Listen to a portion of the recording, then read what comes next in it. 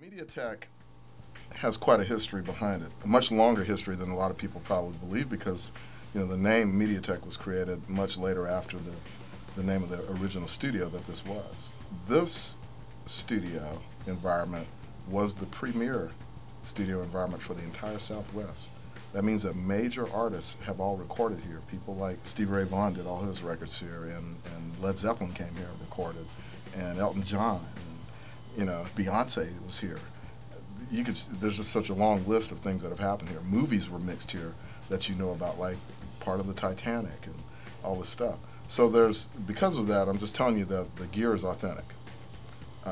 When it was bought years ago, it was the premier type of gear that would be here. And it's still premier. We're kind of like family here because we have a not so large environment as compared to some of the other competitors out there. And when you do the math for it, you get to find out that, well, the number of rooms that we have as a ratio compared to the number of students equals a lot more experience that can actually happen for a student. Whereas in some other schools that I know about, they may have like 1,000 students and still have the same number of rooms that we have.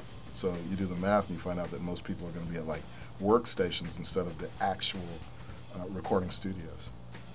Mediatech is a school that is really destined to try to get you somewhere fast. Being a fast track situation, you get to cut past all the other stuff that you may find in other colleges that may be irrelevant to your direction, where you're headed. I personally teach the production and songwriting course, which is known as the 301 course here at Mediatech. My story probably started when I won't bore you, so I won't start with the 4-year-old thing, even though when I was 4, I remember my parents showing me pictures. And I remember them showing me pictures of guitars and a drum or whatever, and I think I picked a guitar, but somehow I got piano out that deal. I think they thought it would give me more discipline. When I was 13, I actually professionally started, doing some things for a church.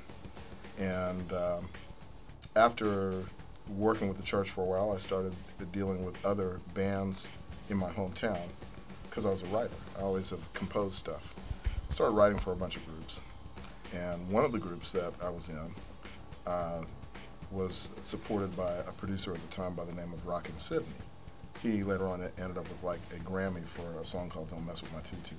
But he was able to take our record to radio stations when radio was friendly. But we ended up with a hit record with the song that I put together. It hit over like 8 states. Got us on a mini tour. And this is a good lesson for anybody about this industry, by the way. It's all about being in the right place at the right time. Well, I happened to be on this little tour opening up for a major act. And this major act saw me, and through a system of circumstances, they had lost a keyboard player and all that good stuff, just decided on a whim to ask me to join their band. So I joined. And when I did, all of a sudden I'm worldwide. Some people don't even have a clue, really, about what is involved in this industry. They just know that they love music or they love production, or they maybe have dabbled in it or touched it. But they don't realize, for example, that production is actually project management. And so there's a whole business layer that goes along with that. Meant to mention earlier, by the way, we also teach people how to write contracts, so that they know how to get paid. And that's really the bottom line. I mean, I know a lot of people say, and I hear them at open house say, well, I just want to be here because I love music. I just want to do this because I love music. Okay, well, that's great. And, they'll also say, well, I don't care about the money. But then when they see the picture, the full picture, and I tell them, well, first of all, this is an awful lot of work. There's an awful lot of knowledge here that you'll have in your head. I mean, in fact, we should probably be wearing white coats just like any other doctors or whatever. We have just as much knowledge. We just choose to look cool. But the important thing is if you really love what you're doing, then you have to find a way to stay in the game. It has to pay you, or you won't be here. Open house is pretty interesting.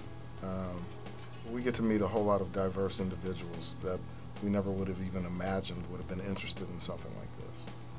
And they all show up on that night, no matter what world they come from. They all end up in the same room together, and you get to learn firsthand what's out there in the marketplace, what kind of mentalities are out there, what kind of belief systems are in place. what kind of questions that people really do have. And we get a chance on open house to answer a lot of those questions. They find out that it's all about what you do, which is what this industry is all about anyway, because when it gets down to it, you know, people are going to hire you based on what you can do. How can you make them shine? I'm a member of the music industry, and I'm out there currently doing things. I bring some of my work here, and it mixes with my students, and some of them find jobs that way. It's very real. And so I think what we do really is we put about a combined 70 or 80 years worth of experience into your head.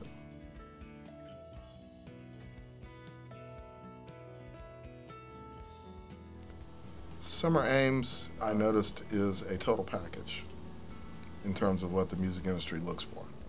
She has a great look. Unfortunately or fortunately, however you want to look at it, that's the way they look at things these days. Can they market that, first of all? She has the ability to play guitar quite well. She plays keys pretty well, so she mechanically can play some things. She has a great voice. She can do her own background vocals. She's pretty self-sufficient. The songs that she writes reminds me a lot of, you know, Joni Mitchell, Tori Amos kind of atmosphere. So what I'm saying is that any record label can see a lot of lucrative results coming from an artist like that, because that's the type that you would actually use their material on big contracts, like large companies, like corporate situations, and actually turn deals that way. It's not really just all about selling records. I'm always elated about all the new information that she brings me through email and comes and asks me for advice on the new situations that are coming up. And my heart just pours out to her to want to help her even more. And so that's what I do.